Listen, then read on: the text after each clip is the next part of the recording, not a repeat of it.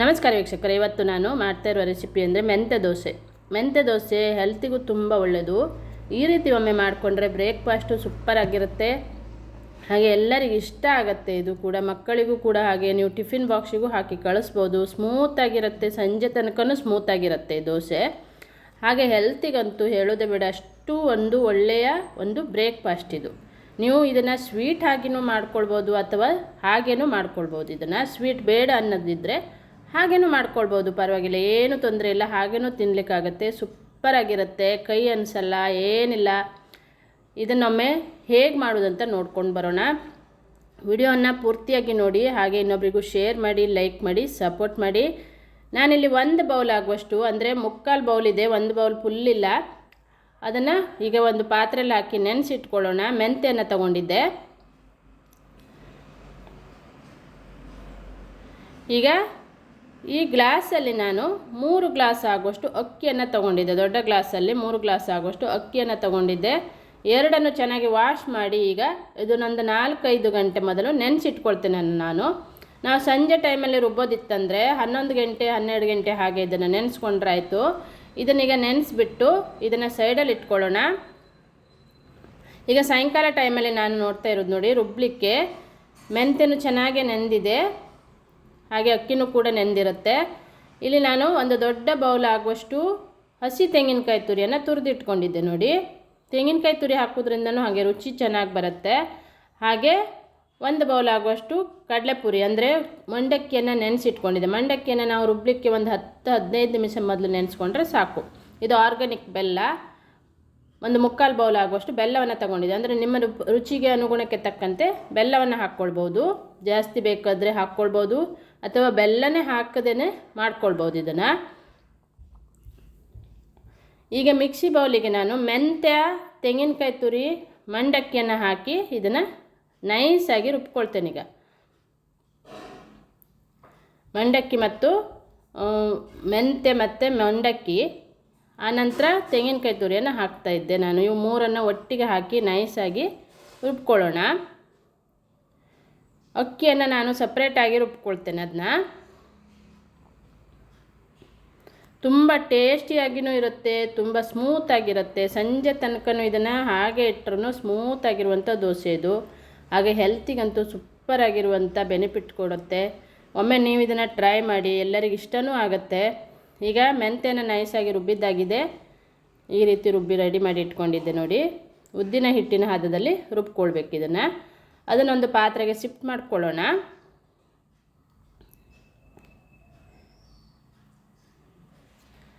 ಈಗ ಅದೇ ಮಿಕ್ಸಿ ಬೌಲಿಗೆ ನಾನಿಲ್ಲಿ ಅಕ್ಕಿಯನ್ನು ಹಾಕ್ಬಿಟ್ಟು ರುಬ್ಕೊಳ್ತೇನೆ. ಈಗ ಅಕ್ಕಿಗೆ ಸ್ವಲ್ಪ ನೀರು ಹಾಕಿ ರುಬ್ಕೊಳ್ತಾ ಇರೋದು. ಇದನ್ನು ನೈಸಾಗಿ ರುಬ್ಕೊಳ್ಬಾರ್ದು, ಹಾಗಾಗಿ ಇದನ್ನು ಸಪ್ರೇಟಾಗಿ ರುಬ್ಕೊಳ್ಬೇಕು.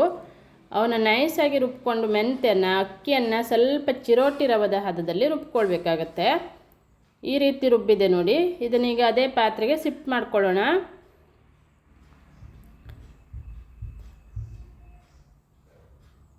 ಇದನ್ನು ರುಬ್ಬಿದ್ದಾಗಿದೆ. ಇನ್ನೊಂದು ಸ್ವಲ್ಪ ಉಳಿದಿದೆ, ಅದನ್ನು ಕೂಡ ರುಬ್ಬಿಬಿಟ್ಟು ಅದ್ರ ಜೊತೆಗೆ ಮಿಕ್ಸ್ ಮಾಡ್ಕೊಳ್ತೇನೆ. ಈಗ ಸೂಪರಾಗಿ ಟೇಸ್ಟಿಯಾಗಿರುವಂಥ ಒಂದು ರೆಸಿಪಿ ಇದು. ನನ್ನ ಚಾನಲನ್ನು ಸಬ್ಸ್ಕ್ರೈಬ್ ಮಾಡ್ಕೊಂಡಿಲ್ಲ ಅಂದರೆ ಸಬ್ಸ್ಕ್ರೈಬ್ ಮಾಡ್ಕೊಳ್ಳಿ, ಪಕ್ಕದಲ್ಲಿರುವಂಥ ಬೆಲ್ ಬಟನನ್ನು ಕ್ಲಿಕ್ ಮಾಡಿ. ಈಗ ಬೆಲ್ಲವನ್ನು ಹಾಕ್ಕೊಳ್ತಾ ಇದ್ದೆ ನೋಡಿ. ಬೆಲ್ಲ ನಿಮ್ಮ ರುಚಿಗೆ ಅನುಗುಣಕ್ಕೆ ತಕ್ಕಂತೆ ಹಾಕ್ಕೊಳ್ಳಿ. ಅಂದರೆ ಸ್ವೀಟ್ ಜಾಸ್ತಿ ಬೇಕನ್ನಿಸಿದ್ರೆ ಸ್ವಲ್ಪ ಜಾಸ್ತಿ ಹಾಕ್ಕೊಳ್ಬೋದು, ಅಥವಾ ಬೆಲ್ಲನೇ ಬೇಡ ಅನಿಸಿದ್ರು ಹಾಗೇನೂ ಮಾಡ್ಕೊಳ್ಬೋದು. ಸೂಪರಾಗಿರುತ್ತೆ, ಕೈ ಅನಿಸಲ್ಲ, ಏನಿಲ್ಲ. ತುಪ್ಪದ ಜೊತೆ ಅಂತೂ ಸೂಪರಾಗಿ ಟೇಸ್ಟ್ ಕೊಡುತ್ತೆ. ಹಾಗೇನೂ ನೀವು ಮಾಡಿಕೊಂಡು ಇದನ್ನು ತಿನ್ಬೋದು. ಈಗ ಬೆಲ್ಲ ಹಾಕಿಬಿಟ್ಟು ಚೆನ್ನಾಗಿ ಇದನ್ನು ಮಿಕ್ಸ್ ಮಾಡಿಬಿಟ್ಟು ನಾನು ಇದನ್ನು ಓವರ್ ನೈಟ್ ಇಟ್ಕೊಳ್ತೇನೆ. ಈಗ ನಾವು ಉದ್ದಿನ ದೋಸೆ, ಉದ್ದಿನ ಇಡ್ಲಿ ಹೇಗೆ ಮಾಡಿರ್ತೀವಲ್ಲ ಅದೇ ಥರ ಇದನ್ನು ರಾತ್ರಿ ರುಬ್ಬಿಬಿಟ್ಟು ರಾತ್ರಿಯೆಲ್ಲ ಹಾಗೆ ಇದನ್ನು ಇಟ್ಕೊಳ್ಬೇಕು. ಉಪ್ಪನ್ನು ಕೂಡ ಮೇಲ್ಗಡೆ ಹಾಕಿದ್ದೆ ನೋಡಿ. ಇದನ್ನು ಮುಚ್ಚಿಬಿಟ್ಟು ಇದನ್ನು ಇಡೋಣ. ಇದನ್ನು ಸೈಡಲ್ಲಿ ಇಡ್ತಾ ಇದ್ದೆ ಈಗ ನಾನು. ಈಗ ಬೆಳಿಗ್ಗೆ ನಾನು ದೋಸೆ ಮಾಡುವ ಟೈಮಲ್ಲಿ ನೋಡ್ತಾ ಇರೋದು ನೋಡಿ, ಹಿಟ್ಟು ಹೇಗೆ ಹುದುಗಿ ಬಂದಿದೆ ಅಂತ ನೋಡ್ಕೊಳ್ಳಿ. ಸೂಪರಾಗಿ ಹುದುಗಿದೆ, ಉದ್ದಿನ ಹಿಟ್ಟಿನ ಹದದಲ್ಲೇ ಇದೆ ಇದು. ಇದೇ ಥರ ಹುದುಗಿ ಬಂದಾಗಲೇ ಅದು ದೋಸೆ ಚೆನ್ನಾಗಿ ಬರುತ್ತೆ, ಸ್ಮೂತಾಗಿರುತ್ತೆ, ಮಾಡಲಿಕ್ಕೂ ಈಸಿಯಾಗಿರುತ್ತೆ. ಮತ್ತು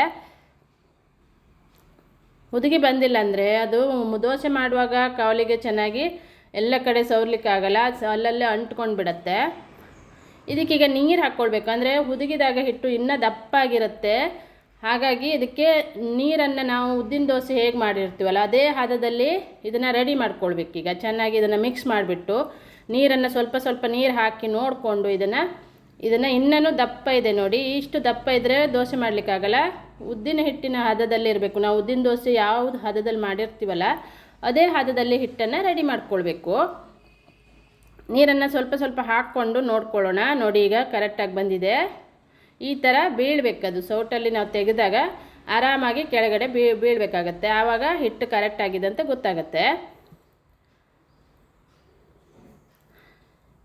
ಈಗ ದೋಸೆಯನ್ನು ಮಾಡ್ಕೊಳ್ಳೋಣ. ತವನು ಚೆನ್ನಾಗಿ ಕಾದಿದೆ. ತವಕ್ಕೆ ನೀವು ಮೊದಲೇ ಎಣ್ಣೆಯನ್ನು ಸವರ್ಕೊಳ್ಳೋ ಅವಶ್ಯಕತೆ ಇರೋದಿಲ್ಲ. ಆನಂತರ ಎಣ್ಣೆ ಮೇಲ್ಗಡೆಯಿಂದ ಎಣ್ಣೆ ಅಥವಾ ತುಪ್ಪವನ್ನು ಹಾಕ್ಕೊಳ್ಳಿ. ಇಲ್ಲಿ ತುಪ್ಪನೇ ಟೇಸ್ಟ್ ಕೊಡುತ್ತೆ, ತುಪ್ಪನೇ ಹಾಕ್ಕೊಳ್ತಾ ಇರೋದು ನಾನು. ತುಪ್ಪ ಹಾಕೋದ್ರಿಂದ ಮೆಂತ್ಯ ದೋಸೆಗೆ ಸೂಪರ್ ಟೇಸ್ಟ್ ಕೊಡುತ್ತೆ. ಈಗ ಮೇಲ್ಗಡೆ ನಾನು ತುಪ್ಪ 1 ಸ್ಪೂನ್ ಹಾಕಿದ್ದೆ. ಇದನ್ನು ಮುಚ್ಚಿಬಿಟ್ಟು ಬೇಯಿಸ್ಕೊಳ್ಳೋಣ. ಈಗ ನೋಡಿ 2 ಕಡೆನೂ ಬೇಯಿಸ್ಕೊಳ್ಬೇಕು.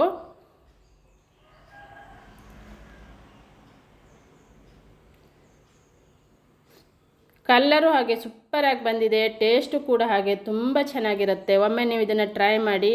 ಹಾಗೆ ಈ ವಿಡಿಯೋನ ಇನ್ನೊಬ್ರಿಗೂ ಶೇರ್ ಮಾಡಿ, ಲೈಕ್ ಮಾಡಿ, ಸಪೋರ್ಟ್ ಮಾಡಿ. ಇದೇ ಥರ ಹೊಸ ಹೊಸ ರುಚಿಗಾಗಿ ನನ್ನ ಚಾನಲನ್ನು ಸಬ್ಸ್ಕ್ರೈಬ್ ಮಾಡ್ಕೊಳ್ಳಿ. ಬೆಲ್ ಬಟನನ್ನು ಕ್ಲಿಕ್ ಮಾಡಿ. ನಾ ಮಾಡುವ ರೆಸಿಪಿ ನೋಟಿಫಿಕೇಷನ್ ಫಸ್ಟ್ ನಿಮಗೆ ಬರುತ್ತೆ. ಎಷ್ಟು ಸ್ಮೂತಾಗಿ ಸಾಫ್ಟಾಗಿರುವಂಥದ್ದು ಮೆಂತ್ಯ ದೋಸೆ ರೆಡಿಯಾಗಿದೆ ವೀಕ್ಷಕರೇ. ನೀವು ಒಮ್ಮೆ ಟ್ರೈ ಮಾಡಿ. ಹಾಗೆ ಕಮೆಂಟ್ ಬಾಕ್ಸಲ್ಲಿ ಕಮೆಂಟನ್ನು ಬರ್ತಿರಿಸಿ. ನಾನು ಇದ್ರ ಜೊತೆ ತುಪ್ಪವನ್ನು ಹಚ್ಕೊಂಡು ತಿನ್ನಲಿಕ್ಕೆ ಸರ್ವ್ ಮಾಡ್ಕೊಂಡಿದ್ದೆ. ತುಪ್ಪದ ಜೊತೆ ಸೂಪರಾಗಿರುತ್ತೆ, ಟೇಸ್ಟ್ ಕೊಡುತ್ತೆ. ನೋಡಿದ್ರಲ್ಲ ಎಷ್ಟು ಸಿಂಪಲ್ಲಾಗಿ ಈಸಿಯಾಗಿ ಬೆಳಗಿನ ಬ್ರೇಕ್ಫಾಸ್ಟು ಹೆಲ್ತ್ಫುಲ್ಲಾಗಿ ಒಂದು ರೆಡಿಯಾಗಿದೆ. ನೀವು ಒಮ್ಮೆ ಇದನ್ನು ಟ್ರೈ ಮಾಡಿಬಿಟ್ಟು ನನಗೆ ಕಮೆಂಟ್ ಬಾಕ್ಸಲ್ಲಿ ಹೇಗಾಗಿದೆ ಅನ್ನೋದನ್ನು ಕಮೆಂಟ್ ಬಾಕ್ಸಲ್ಲಿ ಕಮೆಂಟನ್ನು ಬರ್ತಿರಿಸಬೇಕು. ವಿಡಿಯೋನ ಪೂರ್ತಿಯಾಗಿ ನೋಡಿದ್ದಕ್ಕೆ ಥ್ಯಾಂಕ್ ಯು.